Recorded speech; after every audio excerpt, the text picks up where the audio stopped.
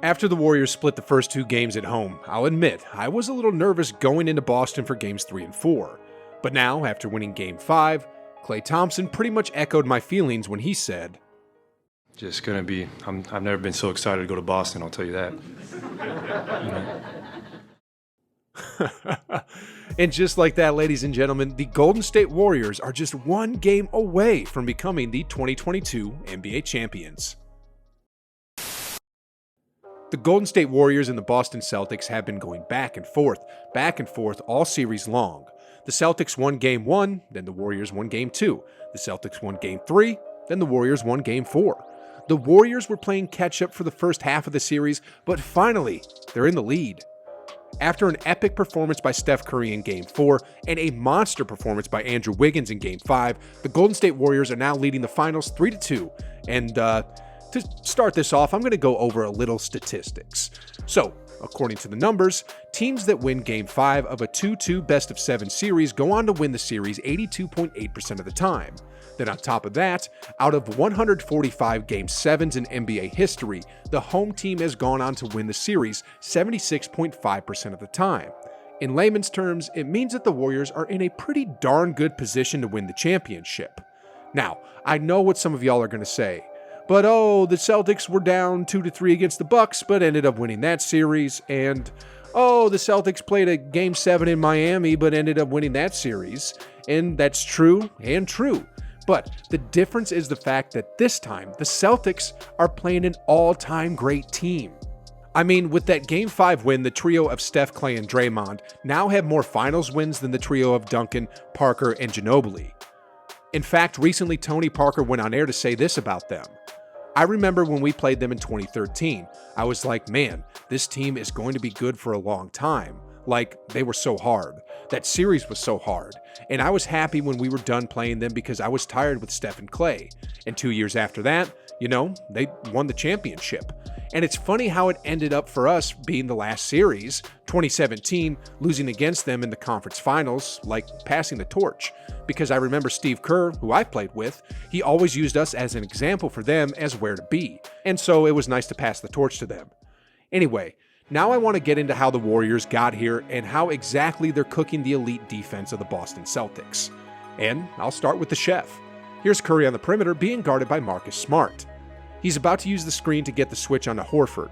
Then immediately he goes to the rim, draws the defense in, then kicks out the ball to GP2 for the perimeter shot. At this point, for pretty much every other player in the league, the play is finished, and everybody is just watching the shooter to see if he can knock down the shot. But for Steph, the play is only half finished. I mean, look at Grant Williams here.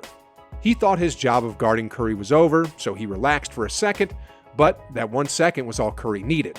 By the time Williams realized his mistake, it was already too late. Excellent cut by Tatum. Curry to Payton. Payton had all the time in the world. Curry, three-pointer. And here's Curry again, switching off of Marcus Smart onto Robert Williams.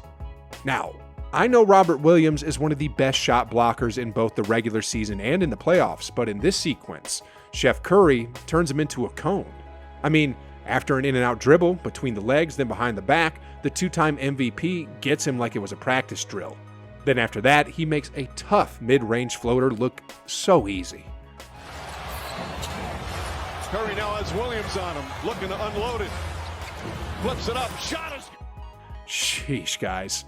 43 points, 10 rebounds coming from the smallest guy on the court. Steph Curry has now reached an all-time great status and is a top 10 player of all time. And I'll make a video on that soon, but for now, I want to switch my attention to Andrew Wiggins. Andre Iguodala has recently been teaching the 2014 number overall pick how to win a finals MVP. I mean, listen to this. Iguodala has been on me, just, playing defense. And what does he say? Get down on defense. Okay, I'm kidding about that. That award is going to Steph, but honestly, we gotta give credit to Andrew Wiggins. I mean, look at the defense he's been playing on Jason Tatum. Whether it's been causing turnovers or just making him take tough shot after tough shot, Andrew Wiggins has turned Jason Tatum from a superstar back into just a regular star. Nah, I'm kidding about that. Tatum is an all-NBA first-team player and a star amongst stars. I mean, he took out Durant, Giannis, and Jimmy Buckets, so he's a superstar. But obviously, Wiggins has gotten to his head just a little bit. I mean, listen to what Tatum said after that Game 4 loss. Did I ever say that I'm a superstar or, I'm on the verge? That never came from me. In the first 3 rounds of the playoffs, Tatum was averaging about 26 points a game on 43% from the floor and was a plus 7.6 in the plus-minus column.